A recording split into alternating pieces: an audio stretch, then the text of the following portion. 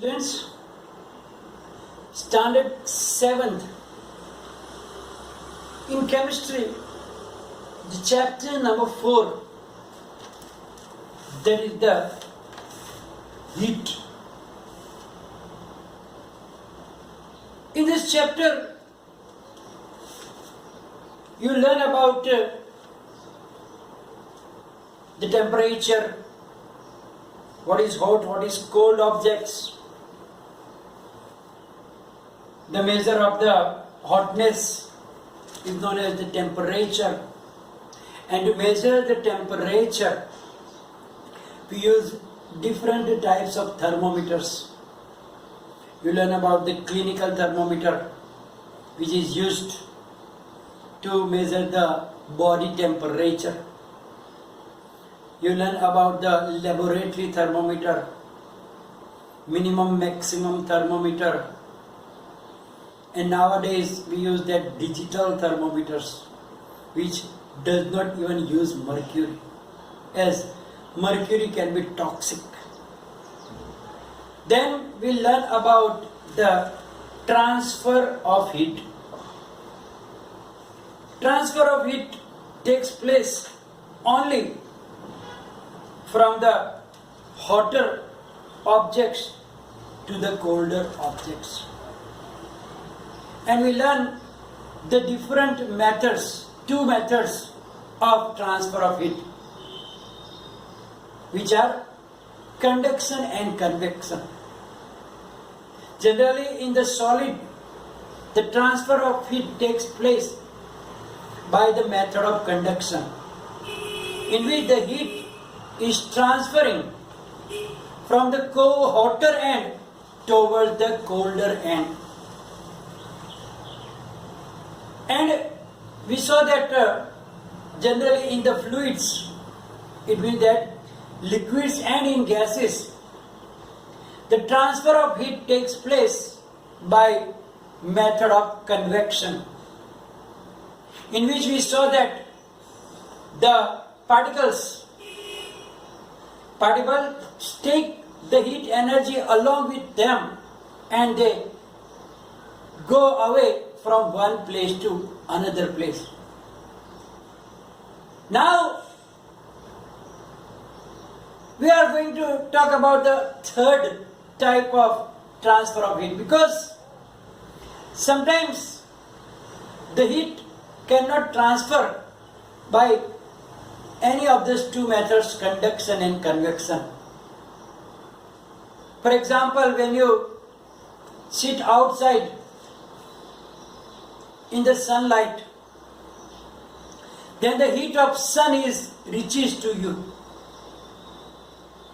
But now it cannot be transferred from the sun by the method of conduction or method of convection, because between the sun and the earth,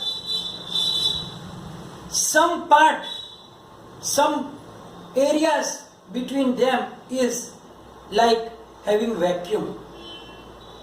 Means there is nothing that can transfer the heat. It means that there is no medium to transfer, no solid medium, no liquid medium, or nothing like a gas. There is no air also in some of the part between sun and the earth. And therefore, by the method of conduction or convection, the heat transfer is not possible. So there is the third method by which this type of energy from the sun is coming to us, and that is the radiation. So, as I told you, the heat from sun cannot reach us by conduction or convection, as there is no medium such as air in the most part of the space between the earth and the sun, because the atmosphere is only up to some kilometers, and after that there is no medium, no air, there is a space, vacuum and therefore there is no medium that can transfer the heat by the conduction or convection. And therefore, the heat from sun comes to us by the other process that is known as radiation. So what is actually radiation?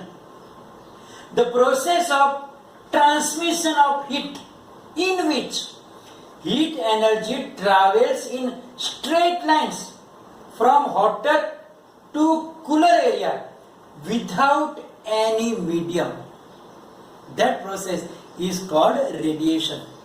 So what is radiation? That in which the heat energy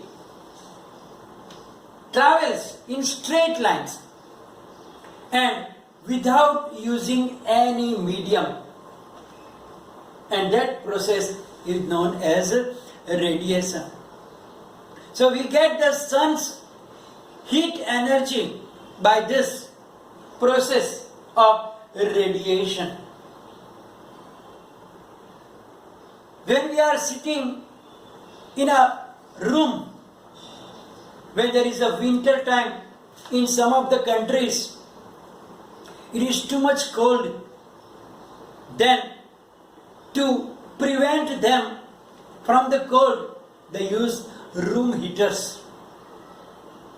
Now when you are sitting in the room, you get the heat from the room heater by this process of radiation.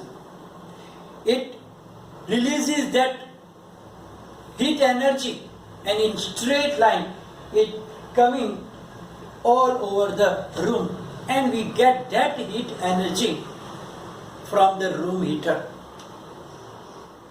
Similarly, we know that when a hot utensil, like in a kitchen, you cooked something, then your utensil is hot. Now, when the cooking is finished, you turn off the flame, or that pot you take away from the stove, away from that flame, and put it far away from the flame. Then what will happen? Slowly it cools down. It does not remain as hot as you put that. So, how does it cool down? Because it also radiates the heat energy in the surroundings. Because surrounding is colder part. So, from the pot or the utensil, the heat is radiated in the surrounding areas. So it loses the heat energy and it is getting cooled down. So, as I told you, we get heat from a room heater by radiation. A hot utensil kept away from flame cools down as it transfers the heat to the surroundings by the radiation. You will be wondered to know about our body, that our body also radiates the heat in the surrounding and also get heat from the surroundings. Generally, we know that in summertime and in winter time it happens. In summertime we radiate heat energy so that we can feel cool down, and in winter time we try to get energy, heat energy. So our body also gives heat to the surroundings and receives it from it by radiation. So we also transfer the heat out of the body to surroundings and from surroundings to inside our body, also by the same process which is known as radiation. So the radiation is the process in which no medium is required. Means it can transfer by the medium also, but it does not make a difference if there is a medium or there is no medium. Without medium also it can get transferred from one place to the other place. And that is the radiation. All hot bodies radiate heat. So whenever there is a body which is hot, it always radiates heat. So when the body is hot, it radiates heat and then it cools down. So whenever it is like that, it will radiate heat. Now, due to these processes, now we are learning about some other methods. I mean, the kinds of clothes. Generally, you know that in summer, we choose different types of clothes. In winter, we like to wear different types of clothes. Why? What is the reason behind it? And that is about the radiation also. So, dark colored objects absorb heat radiation. So what happens generally when the body radiates heat and that heat fall on the body, then some of the part is reflected, some of the part is absorbed, and some of the part is transferred. Now, the absorption of heat is making the object hot. When the object absorbs the heat, then its temperature is rising and it becoming hot. So generally it is noticed that dark colored clothes or objects absorb heat radiation better than light colored objects. For that we can understand by an activity also, that we can take two identical tin cans and paint one of the tins outside by the black color and the other white color, and then pour equal amounts of water in both the cans and place them in the middle of the day in the sunlight. Then after 1 hour, check the temperature. Before you put them in the hot sunlight also, you measure the temperature. That time the temperature of water will be the same. But after an hour, when you will check the temperature, then you will notice that the water which is kept in the black colored tin, painted tin, will have more temperature than the other one. Means that one is painted in white color. You can see that you can use that other type of utensil also. If the tin cans are not available, you can take any two equal vessels from your kitchen, paint one of them outside with the black color and the other in white color as seen in this figure. One of them is colored as black and the others is kept white. Then you will notice that the heat energy is getting same for the both. But what happens, the black color or the dark color substances, they absorb more heat energy than the light colored objects. And that's why in summer we don't prefer black colored or dark colored clothes, because that dark color will absorb more heat energy and we will feel very hot. Therefore, generally in summertime we like to wear light colored clothes, so we'll feel more comfortable in light colored clothes. So generally we use white clothes or some light colored clothes, not like black and very dark colored clothes. Similarly, in the winter time you can use that dark colored clothes because it absorbs the heat and we can keep our body warm also. And we noticed that generally we use woolen clothes in the winter. Why? What is special in that woolen clothes? Generally the woolen clothes are made from the wool. Actually that woolen clothes are not hot, but they are a poor conductor of heat. Look here. Actually woolen clothes are not warm, but they keep us warm because wool is a poor conductor of heat. They are not warm actually. If you touch them, they are not warm.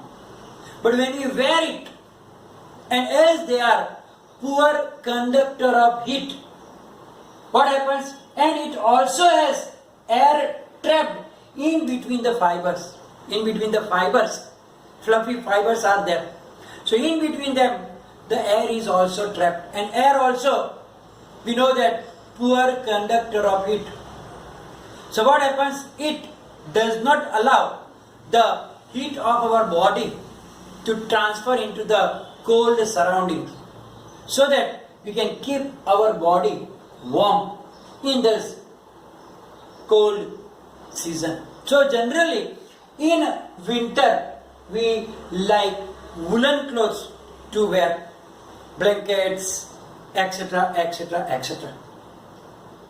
So generally, as I told you, that sometimes constructing the walls, when the constructing outer walls of buildings, so that they have trapped layers of air, they will make the outside the walls of the building such that they can trap the air columns between them, so which cannot absorb the heat energy and we cannot feel hot. And the other way is doing that is like nowadays they are using the hollow bricks which are available, so that can prevent us from more heat. So here we are at the end of this chapter and today's video. In this chapter we learn about the different modes of transfer of heat, that is the method of conduction, method of convection, and last the radiation. And we are going to end today's session.